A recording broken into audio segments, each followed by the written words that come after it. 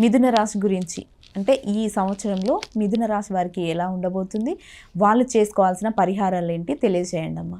ఇక మిథున రాశి వాళ్ళ విషయం తీసుకున్నట్లయితే మిథున రాశి వాళ్ళకి ఆదాయం, వ్యయం, రాజపూజ్య, అవమానంలో ఆదాయం 14, వ్యయం 2, రాజపూజ్యం 4, అవమానం వీళ్ళకి 3 వస్తుంది.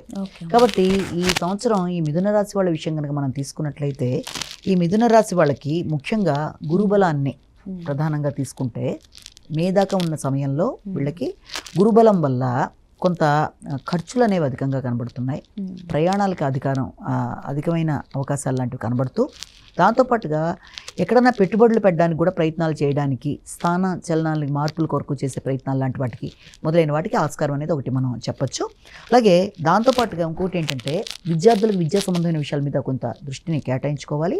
అలాగే గృహ సౌకర్యాల విషయంలో కూడా కొంత ఎక్కువ దృష్టి సారించుకుంటూ ముందుకు వెళ్ళాలి. ఇక దీంతో పాటుగా పోటీలలో విజయ అవకాశాలకి ఒకటి అనుకూలతలు అనేవి కనబడుతున్నాయి. అంటే శత్రువుల మీద విజయాన్ని సాధించే విషయాల్లో కానీ, పోటీల విషయంలో కానీ వీళ్ళకి అనుకూలత అనేది ఒకటి మనం చెప్పొచ్చు ఖచ్చితంగాను. ఇక దాంతోపాటుగా ఖర్చుల విషయం అన్న మాట కన్నా కూడా ఆరోగ్య విషయంలో మాత్రం కొంత ఆరోగ్యపరమైన ఖర్చులు అంటే వీళ్ళకి ఆస్కారం అనేది అంతా అప్ టు మే. ఆ తర్వాత సమయాన్ని కనుక మనం తీసుకున్నట్లయితే ఆ తర్వాత వీళ్ళకి ఎప్పుడైతే ఈ యొక్క గురు మార్పు అనేది జరుగుతుందో ఈ మిథున రాశి వాళ్ళకి ముఖ్యంగా వీళ్ళకి ప్రతి విషయంలోనూ ఒక శ్రమకు తగిన గౌరవం, తర్వాత ఆ శ్రమ అనంతరం అంటే శ్రమ పడిన వెంటనే కాకుండా తర్వాత అయినా సరే గుర్తింపు, గౌరవం రావడంలో ఒకటి. తర్వాత వారి మీద వారికి కొన్ని సందర్భాల్లో నమ్మకం, స్థైర్యం తక్కువగా ఉండడం లాంటిది. అలాగే వారికి వ్యక్తుల సహకారం అంటే ముఖ్యంగా భాగస్వామి కానీ, జీవిత భాగస్వామి కానీ, లేకపోతే వృత్తిపరమైన వ్యక్తులు కానీ వీళ్ళకి సహకరించడానికి ఆస్కారాలు లాంటి వాటికి ఒకటి చెప్పచ్చు.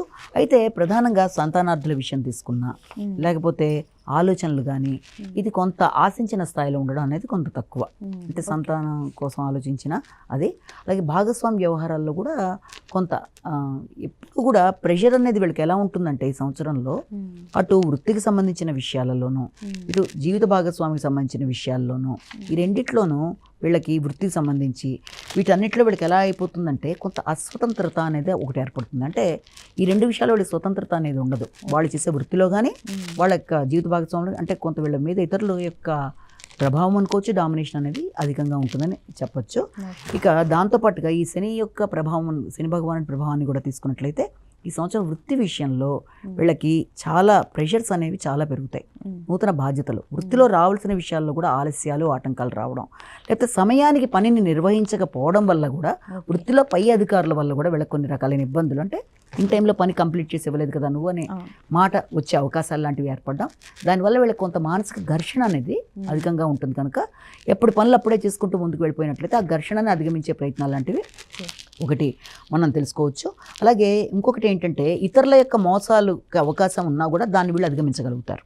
మోసాలకు అవకాశం ఉన్నా అధిగమించగలుగుతారు. రెండోది వచ్చేసి ఏదైనా విద్యా సంబంధమైన విషయాల్లో కానీ, లేకపోతే గృహ నిర్మాణానికి వీళ్ళు చేసే కార్యక్రమాలు, వాహనాలు కొనుగోలు కోసం చేసే ప్రయత్నాల్లో కూడా ఏదైనా అనుకోని వ్యక్తుల యొక్క మోసానికి గురయ్యే అవకాశం ఉన్న రీత్యా, అంటే వారి యొక్క ప్రలోభాలకి లొంగే అవకాశం ఉన్న రీత్యా వీలైనంతవరకు దాన్ని అధిగమించే ప్రయత్నాలు చేయాలి. ముఖ్యంగా సాంఘిక సంబంధాలు, భాగస్వామి వ్యవహారాలు, జీవిత భాగస్వామి ఈ విషయాల్లో మాత్రం తగిన విధంగా జాగ్రత్తలు తీసుకుంటూ ముందుకు వెళ్ళాలి. అంటే అపార్థాలకు అవకాశం ఉన్న రీత్యా వీలైనంత వరకు ఇతరులకి ఆ అవకాశం ఇవ్వకుండా జాగ్రత్తలు తీసుకుంటూ ముందుకు వెళ్ళాలి. రాహుకేతుల ప్రభావాన్ని కూడా మనం తీసుకున్నట్లయితే ఈ సంవత్సరం ముఖ్యంగా దగ్గర ప్రయాణాల మీద కానీ, ఇతరుల సహకారం తీసుకోవడానికి ఇష్టం లేకపోవడం కానీ, అంటే దాన్ని ఎందుకు దాని నుంచి అధిగమించే ప్రయత్నాలు చేయాలి. ఎందుకంటే వీలైతే ఇతరుల సహకారం తీసుకోవాలి. కనుక ఇలాంటి సమస్యల్ని అధిగమించడానికి వీళ్ళు చేయవలసిన ప్రధానమైన పరిహారాన్ని తీసుకున్నట్లయితే మొట్టమొదట ఉదయం, మధ్యాహ్నం, సాయంత్రం సమయాల్లో వీళ్ళు అనుకూలంగా శ్రీ దుర్గయ్య నమః ఒకటి, శ్రీ గం గణాధిపతి నమః ఒకటి, తర్వాత దాంతోపాటుగా ఈ యొక్క శ్రీదత్త శరణమ్మ, అలాగే ఇంకొకటి కూడా ఏంటంటే అరుణాచల శివ, ఇవన్నీ కూడా 4 సమయాల్లోనూ తప్పనిసరిగా చేసుకున్నట్లయితే ఈ రకమైన ఇబ్బందుల నుంచి అధిగమిస్తూ ముందుకెళ్ళడానికి ఆస్కారం ఉంది. ఓకే అమ్మ, మిథున రాశి ఫలితాలు, వాళ్ళు చేసుకోవాల్సిన పరిహారాల గురించి చాలా చక్కగా వివరించారు.